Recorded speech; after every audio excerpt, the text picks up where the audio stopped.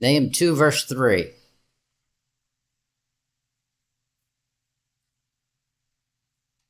says, the shield of his mighty men are made red. The valiant men are in scarlet. The chariot shall be with flaming torches in the day of his preparation, and the fir tree shall be terribly shaken. The chariots shall rage in the streets. They shall jostle one against another in the broad ways.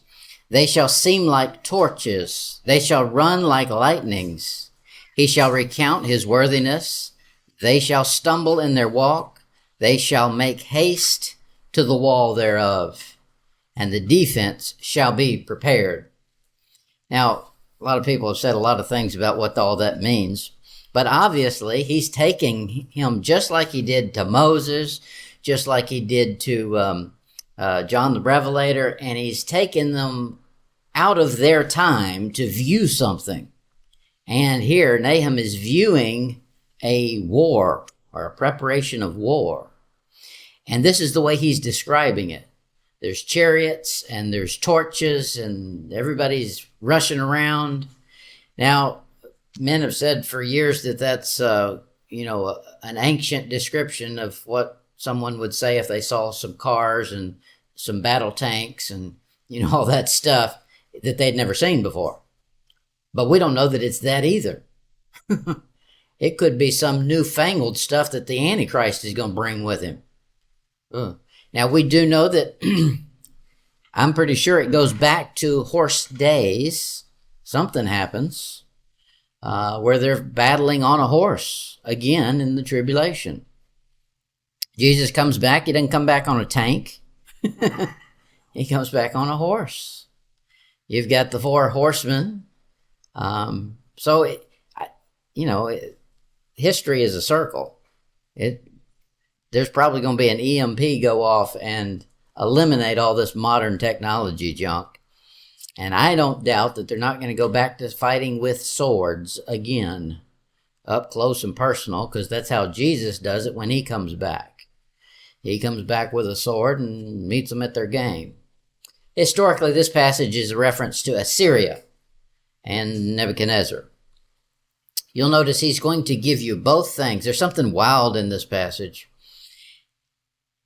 People assume this is talking about Assyria because he's going to mention Nineveh slightly. But the real thing that's going on here is he's prophesying about Babylon and Nebuchadnezzar. And we'll pull it all out in a minute. Nahum 1, look at verse 15. He says, behold upon the mountains the feet of him that bringeth good tidings, that publisheth peace. O Judah, keep thy. Judah, keep thy. The thy there is referring to Judah. Solemn feasts, perform thy vows. For the wicked shall no more pass through thee. He is utterly cut off.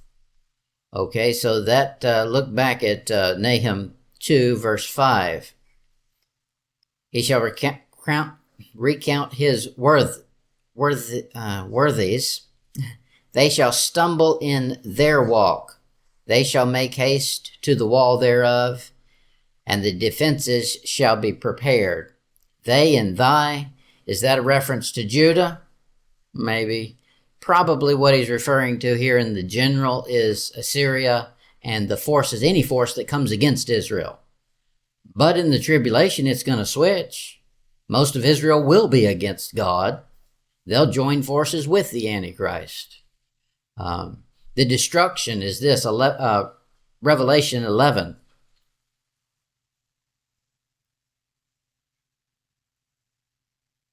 Revelation 11. Revelation 11:1. And there was given me a reed, like unto a rod, and the angel stood, saying, rise, measure the temple of God and the altar, and them that worship therein. Drop down to verse 3. And I will give power unto my two witnesses, and they shall prophesy 1,260 days, clothed in sackcloth. That's at 3.5 years. So we know where we are there. In Nahum 2:2, he says this, "For the Lord hath turned away the excellency of Jacob." He says, "You're no good anymore." Well, that's where he is in this day and age right now. You've got to forsake Judaism to get into Christ now, because he's forsaken the excellency of Jacob. When Jacob forsook him, he said, "Okay, you want to walk contrary to me? I'll walk contrary to you." He says, "As the excellency of Israel, for the emptiers have emptied them out and marred their vine branches." Well, Israel's been being emptied nonstop from one country after the next. And it's just going to continue until the Antichrist shows up to finish them off. Nahum 2, verse 2. "The Lord hath turned away the excellency." Now, I know the Antichrist is going to show up. Assyria showed up. Nebuchadnezzar showed up.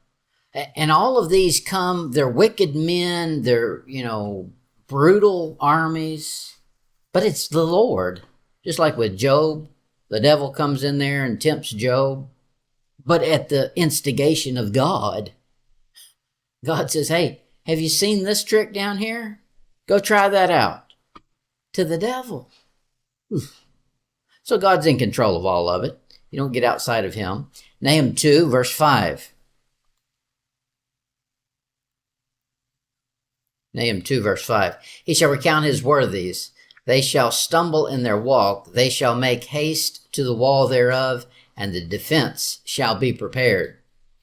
That is, Babylon and Assyria are preparing to war and siege Israel. And that's what they did. They came in and they did devastating leveling and just tore them apart. And that's just a small taste of what's going to happen when the devil here on earth gets to run away with what he wants to do.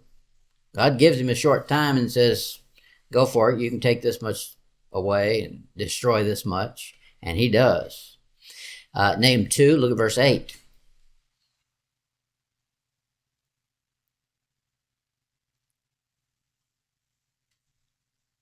"But Nineveh is of old, like a pool of water, yet they shall flee away. Stand, stand, shall they cry, but none shall look back." This is Babylon, not Assyria, that's appointed in verse 8. And he's saying of this Babylon, it's like Nineveh of old. So you got two things going on at the same time. Nineveh is going down, and at the time they hadn't gone down yet. But he said, that's nothing. After that one's gone, Babylon's going to go down, but Babylon, people are going to look at it and say, Babylon is like Nineveh of old. That's a prophecy on top of a prophecy. That's advanced stuff right there. This book isn't like any other book. Nobody could have foresaw that. You wouldn't have found that in the newspaper. Nahum 2, look at verse 1. We're going to notice how Babylon and Assyria are closely linked. Verse 1, Nahum 2, verse 1. "He that dasheth in pieces is come up before thy face." That's exactly what Nebuchadnezzar and the Babylonians did when they came in, was they dashed the babies on the rocks. Ooh. "Keep the munitions, watch the way, make thy loins strong, fortify thy power mightily. For the Lord hath turned away the excellency of Jacob." That is, he says, I'm not standing up for you anymore, you're no good. Only way Israel had any might ever was because God gave them some. Because they were the weakest, smallest nation on the earth, and God says, I like that. There's no way anybody would be able to confuse it with being their power. So I'll use them. And then when they turn their back on God, he says, okay, do it on your own. See how far that goes. Verse 3. "The shield of his mighty men is made red." And that's where we started. "Bloodshed," and enjoying it. These Assyrians and the Babylonians, they enjoyed torture. It's satanic. It's sadistic. And that's exactly what's going to happen in the tribulation, 1,000 times worse. because it will be Satan himself, giving charge to do the torturing. In 2 verse 2, he says, the Lord hath turned away. You don't want God turning away. If God turns his back on you, you remember a time that God turned his back on somebody. That's what Jesus said God did when he was on the cross. Why hast thou forsaken me? So when God forsakes this globe, it's bad news. And that's what Naham's prophesying here. Verse 3, the shield of his mighty men. God's using these wicked people to do his bidding, even though people don't realize it, but you can't even sin without God okaying it. God opens the door to your sin. In Romans chapter 1, he says, if a man won't turn to me, won't wake up, I'll turn him over to this. If that doesn't work, I'll turn him over to this. And you can see he keeps unlocking doors, going farther and farther down the hall. In Nahum 2:5, he shall recount his worthies. That is, he's going to get the mighty men up. And every army, that's the claim to fame, is how many notches do you have on your gun? And how many earlobes did you collect? And men have always been like that. In battle, it's a sadistic game to begin with. You're killing other men. And so then they do some cruel and wicked things. The mind has to go to a place that's not healthy. And that's where it goes. Nahum 2:13. God says, behold, I am against thee, saith the Lord of hosts. Of host means God's got his army. Now, of course, the host here is Nebuchadnezzar and Babylon. Those are the host that is coming against Jacob and Jerusalem. And God says, I'm against you with my host. I guess God was in there fighting with Nebuchadnezzar and Sennacherib as they come in there to destroy. Whew. That's craziness. So who do you line up with, and who do you oppose in that battle? You fall on the mercy of God. Nahum 2:3, the day of his preparation. Now we know what the day really is going to be. The day that's really coming is this, Isaiah 9 verse 5.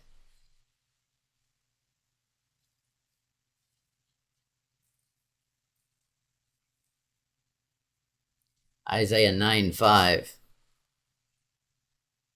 He's given us a view into something we don't really understand. I don't understand it. I've never fought in any battles or any wars. But those guys who go into battle and war, they tell you you can't portray it on a TV screen. That's something you have to experience, and none of them want to repeat it. Isaiah 9:5. For every battle of the warrior is with confused noise. Yeah, I can see that. He says, and garments rolled in blood. But this, the final one, shall be with burning and fuel of fire. One day, God's going to decide he's going to set off his own weapon. And he's going to light this place up and burn it down. Look at verse 6, Nahum 2:6. Nahum 2:6. Now, if somebody tries to tell you this is that the book of Nahum is the destruction of Nineveh, they're half right. But that means they've not paid attention when they read. Watch this. Nahum 2:6. The gates of the river shall be opened, and the palace shall be dissolved. What is he talking about? It has nothing to do with Nineveh. This is Babylon. That's how Belshazzar goes down. They come in through the river and destroy the place. So this book has some advanced stuff in it here. In the writing, Assyria has still got the upper hand, and he's telling them, this ain't nothing. The next one coming that's going to knock out Assyria is Babylon, but that ain't nothing. God's going to take them down too. And he's telling them about it. It is. The whole thing's it's a prophecy of a prophecy. It's 2 steps down the road. Look at 2:8.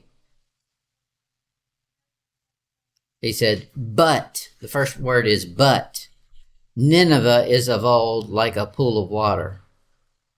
So he says, I've told you about, this is somebody who's so far ahead, so far advanced, that he's looking back. And as he's looking back, he doesn't see things in chronological order. He sees them in reverse chronological order. So he saw Babylon first and then Nineveh. So he's told you about Babylon, and now he's going backwards, but Nineveh's of old. He's telling you how the dominoes fell. Look at verse 7, Nahum 2:7. And how do you say that word, David? Hazab? Hazabadabadoo? And Hazab shall be led away captive. She shall be brought up, and her maidens shall lead her as with the voice of doves tabering upon their breasts. Hazab. Hazab. Hazab, they say, and probably so, is another name for Babylon. And I would assume, here's some things that make it make sense. It's a she. Cities are always female, a she. That's not the only time that you find a nickname or an alternate name for a city or a place. Look at Jeremiah 51.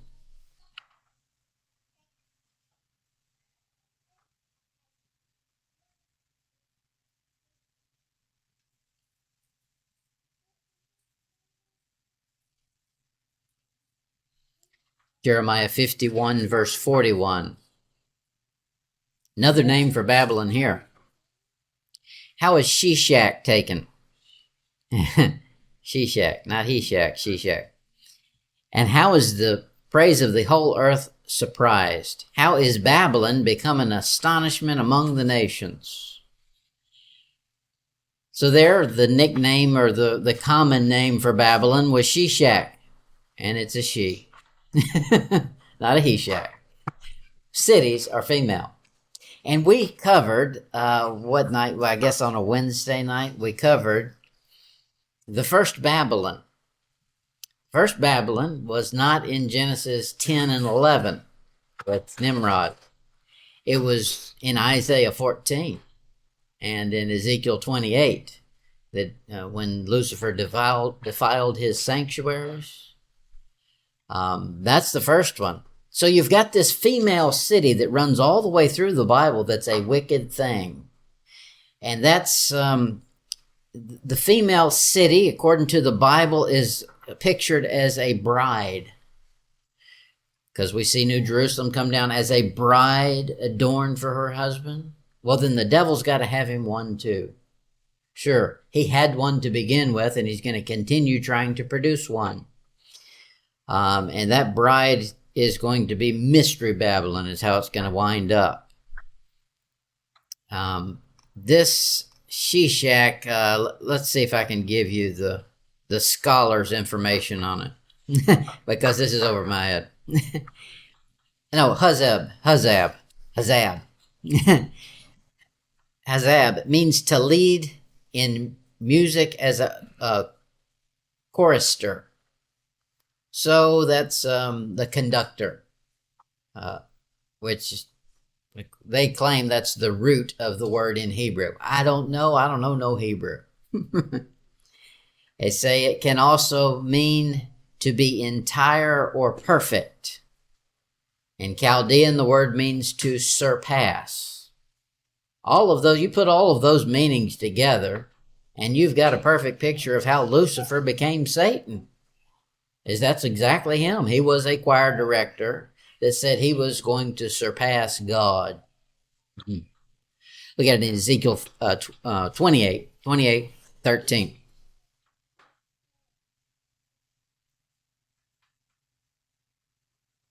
Ezekiel 28:13. Y'all have seen this verse so many times. We'll pick it up at the last colon there. The workmanship of thy tabrets and of thy pipes was prepared in thee in the day thou wast created. Okay, so God created him with pipes. That was a strange creature to see. But he was a walking one-man band. Have you seen those around? You know, somebody's got all these buttons and levers and knobs on them. That was what he was. He was a musical instrument. Yeah. Job 38:7. Job 38:7. Is God laying the foundation? And here this being has other beings that are singing. Now, if you put these two together, you realize something. Before the earth was here, something was created. In our passage in Ezekiel, it says, "Thou was perfect. Thou was prepared in thee in the day that thou wast created." So God created Lucifer on a day that predates any day that was in Genesis chapter 1. People will try to tell you that there's no time in eternity. I don't think I agree with that. Here's a day that predates human's days. There's got to be a way of keeping track of time. There's feast. He says you're going to worship for Feast of Tabernacles for eternity. So somebody's keeping track of time. Now, in Revelation, the one verse they go to try to make it their proof text is they say where he says there will be time no more. Doesn't mean there won't be a clock anymore. It means time to repent. There won't be time for that anymore. The end has come. So I don't see that there's ever not been time. There was time before there was the sun. Sun was created on day 4. So God was keeping track of the time way back then without a sun or a moon. Okay, I don't know why I got off on all that.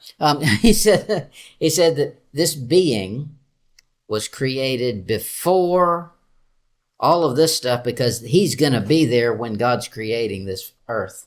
Job 38:7. When the morning stars sang together and all the sons of God shouted for joy. So you got the choir director up there, Lucifer, blowing his horn and tooting his own horn. And all the sons of God shouting and singing when God did it. But what we know about Lucifer was he was created one day. And it was before the earth was created. He was created perfect. He said in Ezekiel 28:15, "Thou wast perfect in thy ways from the day thou wast created." He was created perfect. That's the way God creates something. He always creates it perfect. He doesn't create something imperfect and wait for, Darwin to come along and tell him how to fix it. Ezekiel 28:13.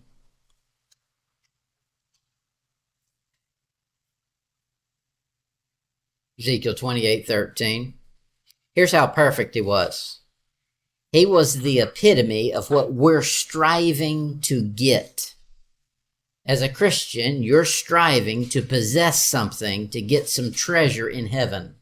Gold, silver, precious stones. That's what you want to find when you get there. But this is how God created Lucifer. Thou hast been in Eden, the garden of God. Every precious stone was thy covering. And then he goes through and talks about them all. God says, I created this being perfect. He had all the beautiful stones and the precious things. And now he says, okay, now that he fell, I'm not just giving that stuff away anymore. You got to earn it. And that's what we're spending a lifetime doing. We should be anyway. Look at verse 15. Thou wast perfect in thy ways from the day that thou wast created till iniquity was found in thee. And that marks a change. From that point on, nobody's created with these gold and precious stones and all that stuff. Now you got to work for it. So we got, I know Lucifer, the Satan, is going to be the accuser of the brethren, and he is. And I don't doubt that he'll be at the judgment. But just remember this when you get there to the judgment. You got something that you can point your finger and blame him for. We're not created with all the gold and silver and precious stones that we could have had he not messed up. Turn around and blame it back on him. Look at Luke chapter 4.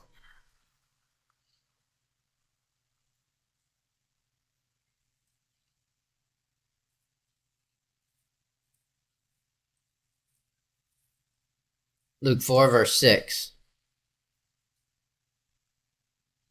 What's going on in Luke 4?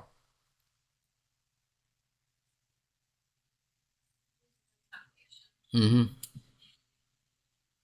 What happens in Matthew 4? That's good to know. 4 means something. What does 4 mean? Uh-huh. So the temptations are all something physical that we know about.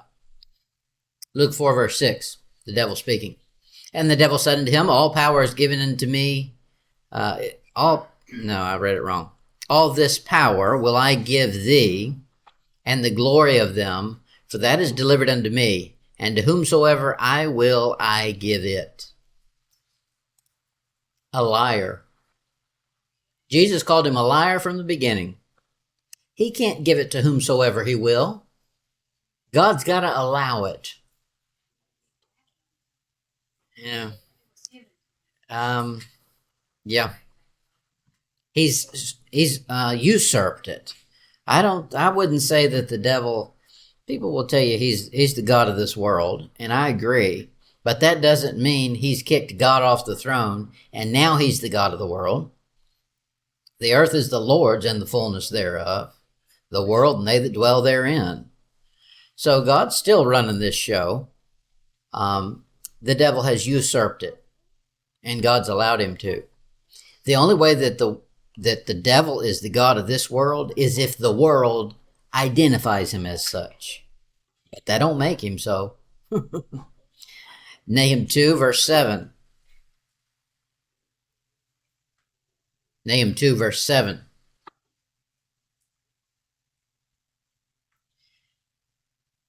Huzzab. And Huzzab shall be led away captive. She shall be brought up, and her maids that lead her as the voice of the doves tabering upon their breast. Okay, so this is this city. And this city is going down. God's got a whole chapter, 2 chapters, on how much he hates Babylon in Revelation. And that hatred goes from the beginning all the way through. You know, where Babylon tries to get reestablished is in Genesis 11, the Tower of Babel.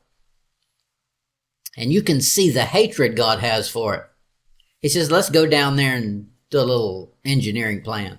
And he does. And all the way through, every time Babylon gets a head start to getting put back together, God makes a major disruption of man's plans.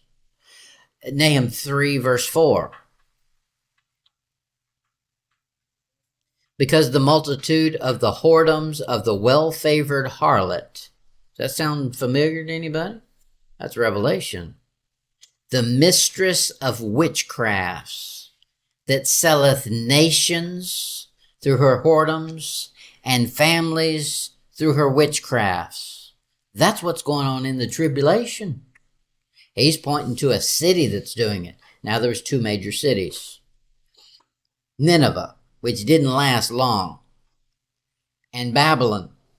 The Babylon I'm saying that lasted the longest is not necessarily the Babylon that's on the ground, but the mystery Babylon. The desire to build a thing to become the worship center of the world, but not in a good worship sense. Nahum 3, verse 7. And it shall come to pass that all shall look upon thee, shall flee from thee, and say, here we go, Nineveh is laid waste. She did get laid waste. Who will bemoan her? Whence shall I seek comforters for her? But back up to verse 4. Nineveh that's laid waste is given the same descriptions as God gives to Babylon and to Mystery Babylon. So the same mess that was going on in Nineveh, it's like the satanic spirits behind it just moved on down the road. And they showed up in Babylon. The devil's not nice to his people. There's nothing nice about the devil. So what does he do? He goes and he gets him a city and destroys it as soon as he can. But then he's not content with that. He moves down the road to Babylon. He's got to find a way to destroy that too. He's come to be a murderer and a killer and a destroyer, and that's what he does all the way through. All right, we better stop it there. Well, I almost finished.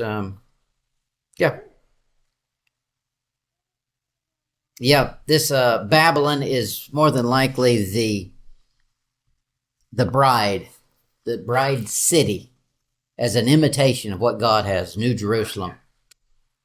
And it's going down. All right, we'll pick it up there. We didn't cover much. We'll pick it up at 2:8 next week.